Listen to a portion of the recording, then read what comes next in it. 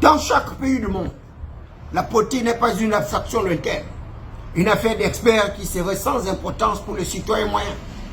Elle est au contraire une réalité qui sans cesse se renouvelle et dont dépasse largement le niveau de vie d'instruction des populations gabonaises. D'où l'intérêt que nous lui accordons au sein de la jeunesse insoumise, la Ligue nationale internationale des non-alignés, c'est-à-dire la troisième voie. Je suis Thierry Essam David Mberkouma, le prince Adouma, le Minotaure, l'abbé de Cochon, la voix des sans-voix, la cristallisation des aspirations légitimes du peuple souverain. Le solide fondement de Dieu reste debout avec ses paroles qui lui servent de sceau, frappé du sceau du savoir et l'onction de la faculté. Nous pouvons rester insensibles face à ce qui apparaît à mes yeux comme une vaste opération chirurgicale conspiratrice à l'égard du maire de la commune de Libreville, c'est-à-dire Mathieu Nguema Itoué. Je voudrais m'insurger contre les auteurs de pratiques obscènes, des pratiques mafieuses combattues par nos acteurs politiques étatiques, à savoir justement la manipulation au sein de l'administration municipale de la commune de Libreville. La falsification d'actes administratifs avec le scanner justement de la signature du maire de la commune de Libreville qui me paraît un acte criminel, un acte que nous devons dénoncer avec la plus ferme énergie et d'ailleurs nul n'est censé ignorer la loi dans la mesure où les actes de contrefaçon sont réprimés par le code pénal. L'éviction du maire, du 6e maire adjoint de la commune de Libreville, dont plusieurs médias ont fait écho, y compris l'émission Atmosphère, programme de secours d'urgence de David Mberkouma, qui rappelait le principe de la non-rétroactivité de la loi, à savoir que la loi ne statue que pour l'avenir, elle ne s'applique pas aux situations qui se sont passées avant son entrée en vigueur. Et que l'article 22 de notre nouvelle loi fondamentale était une parfaite illustration de ce que le maire, 6e maire adjoint de la commune de Libreville, venait de faire l'objet, c'est-à-dire une éviction, une éjection de son poste de responsabilité.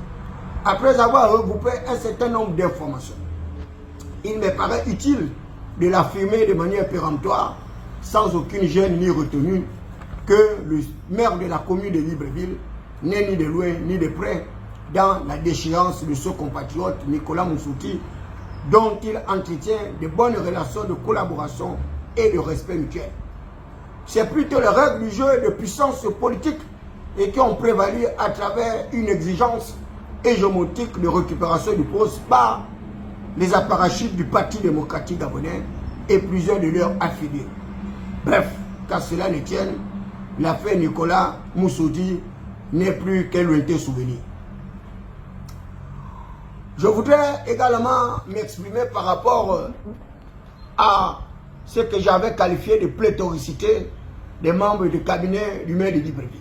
Malheureusement, cette information est comparable à une dénonciation calomnieuse, voire une diffamation qui a été relayée par des médias, y compris moi-même, n'était que l'œuvre des esprits égarés, l'œuvre de ceux-là qui poursuivent des agendas cachés.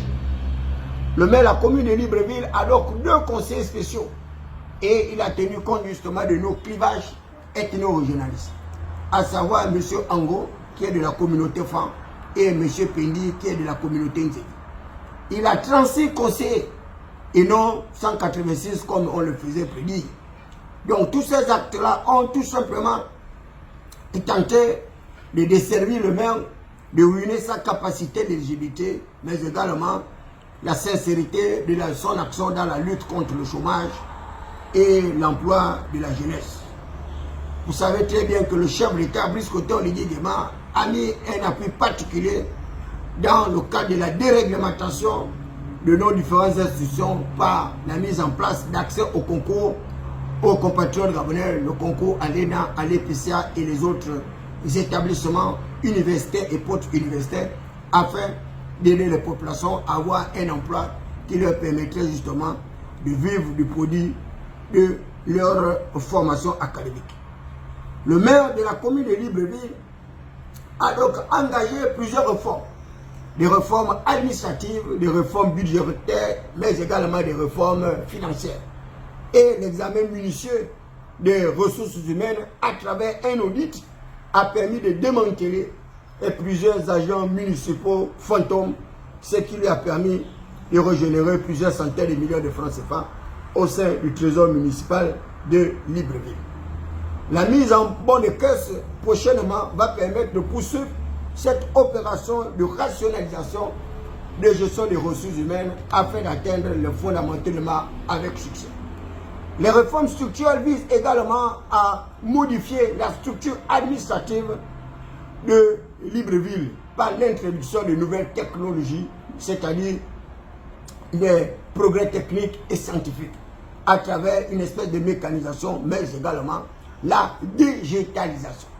La digitalisation qui va permettre également de lutter contre les fraudes fiscales, lutter contre le détournement de fonds publics par bande organisée et autres.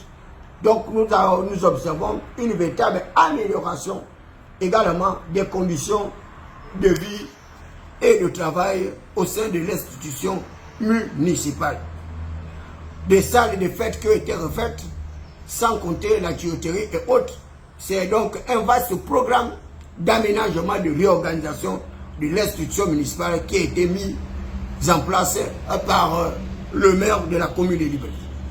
Un examen minutieux également des actes contractuels et qui a entraîné une augmentation significative en termes justement de finances de location de baux qui sont passés de 10 millions de francs CFA, donc les box locatifs, à 23 millions de francs CFA annuels, soit une augmentation de plus de 100 et quelques %, c'est-à-dire 13 millions d'excédents budgétaires. La modification également d'autres contrats sur site a permis de quitter de 31 millions de francs CFA annuels à plus de 300 millions de francs CFA, soit une augmentation de plus de 300 et quelques pourcentages. Le refus de la mise en place d'une caisse noire qui aurait permis au maire de Libreville d'avoir des ressources financières, mais des ressources financières contrefaites, handicapant ainsi d'ailleurs la trésorerie de l'hôtel de ville. Mais le maire de Libreville, grâce à son éthique, sa probité, sa morale, a l'imiette à cette gestion non conforme de nos deniers publics. Il y a un régisseur à l'hôtel de ville qui se charge de toutes ces questions. On peut donc dire, sans risque de nous tromper, que la poursuite de cette opération d'assainissement des finances municipales ne se fait pas au bonheur de tous les acteurs politiques étatiques, et c'est pourquoi le maire ainsi et toutes les vives critiques formulées par certains apparatchiks de notre système eschatologique, communautaire et apocalyptique qui sont habitués justement à chiffonner l'argent public. La relance des activités de la journée citoyenne à hauteur de plus de 15 millions de francs CFA. D'ailleurs, cette journée citoyenne va se dérouler en 2 phases afin justement d'inculquer aux populations gabonaises les notions de civisme, de pragmatisme dans la collecte et la lutte contre les ordures ménagères dans le Grand Libreville. La décentralisation de cette opération par une implication de l'ensemble des mairies d'arrondissement. 70 millions de francs CFA attribués par le maire de Libreville et par les différents arrondissements pour pouvoir arriver à un fonctionnement optimum. La réduction des primes justement des agents afin d'augmenter les ressources financières et l'assiette de l'hôtel de ville par l'intermédiaire justement du régisseur municipal. 2 journées citoyennes, comme je vous le disais, à hauteur de 15 millions de francs CFA, avec 60% des paiements et 40% justement d'activité. 28 millions par an de cette journée, à laquelle s'ajoutent les 70 millions de fonds justement de fonctionnement des différents mairies. L'acquisition de véhicules de ramassage d'ordures pour rendre notre vie de plus en plus attrayante, de plus en plus salubre, comme à l'instar justement de la ville de Kigali, c'est-à-dire au Rwanda. Donc en 3 mois, l'évaluation de 100 jours du bilan du maire de la commune de Libreville est assez impressionnante par l'absence de scandales financiers, c'est-à-dire des détournements de fonds publics par bande organisée et autres manifestations de contestation au sein de l'organe municipal. Les écueils sont nombreux, mais ces écueils viennent plutôt des services extérieurs qui poursuivent leur agenda différé, leur opération sur l'institution afin d'assouvir leur libido financier.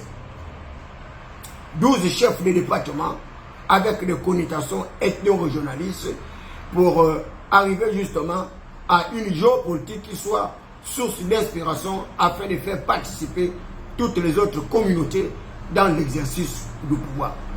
Le maire de la commune de Libreville a donc un bilan assez élogieux, un bilan particulièrement axé sur une amélioration d'un certain nombre d'indicateurs, les indicateurs macroéconomiques, des indicateurs budgétaires, des indicateurs financiers, et c'est pourquoi l'émission Atmosphère, au travers du programme de secours d'urgence, a tenu justement à rappeler tous ces faits pour que l'opinion puisse se faire son idée et apprécier à sa juste valeur l'expertise, le professionnalisme, mais également la probité, l'éthique, la morale de ce compatriote qui poursuit la vision pragmatique et signalétique du chef de l'État, son Excellence Brice Clotaire Oligui Nguema. Je suis Thierry Sam David Mberakouma, le Minotaure, l'abbé de Couchon, la voix de Samoa, la cristallisation des aspirations légitimes du peuple souverain. Vous me retrouverez sur une autre page, ma page Facebook dénommée David Mberakouma. Ciao, ciao, à nous revoir d'ici lundi prochain. Merci de votre bien-aimable attention.